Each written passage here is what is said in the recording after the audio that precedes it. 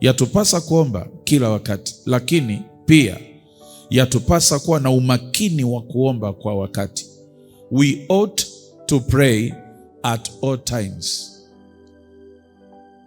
Lakini pia we ought to be sensitive to pray according to times. Sasa hiyo ina maana mbili. Maana ya kwanza kuomba kwa majira.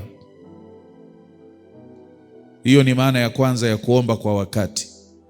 Unaangalia uko kwenye majira gani. Halafu ingawa unaomba kila wakati, lakini wakati huo ni majira gani? Jina la Bwana libarikiwe sana. Jina la Bwana libarikiwe sana.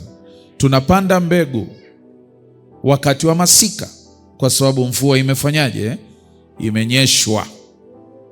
Sasa umeanza maombi January, February, March, April, May, June, July, August, September, unamalizia mwaka. Unaomba kila wakati. Lakini huo mwaka una majira 4 tofauti. Kuna masika, kuna kipupwe, kuna kiangazi, kuna vuli, si ndio? Sawa. Kwa hiyo umeanza maombi kila wakati, lakini hiyo kila wakati inatembea kwenye nyakati tofauti.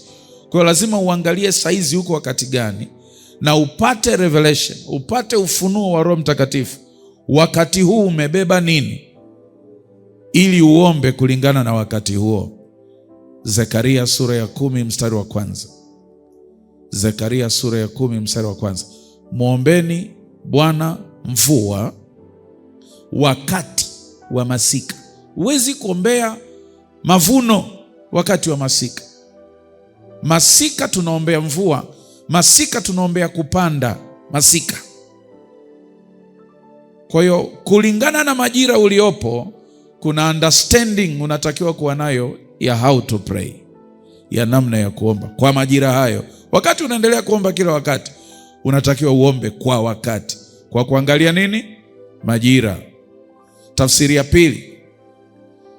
ya pili ya kuomba kwa wakati ni kuomba kwa kuitikia, kwa kutii mwaliko au hamasa ambayo anakupa Roho Mtakatifu ya saa ya kuomba. Unatakiwa kuwa na ratiba yako ya kuomba, lakini usifungwe na hiyo ratiba yako ya kuomba, kwa sababu Roho Mtakatifu anaweza akaona kuna dirisha limekufuata la kudondoshewa baraka yako fulani au ya kupeleka maombi yako juu.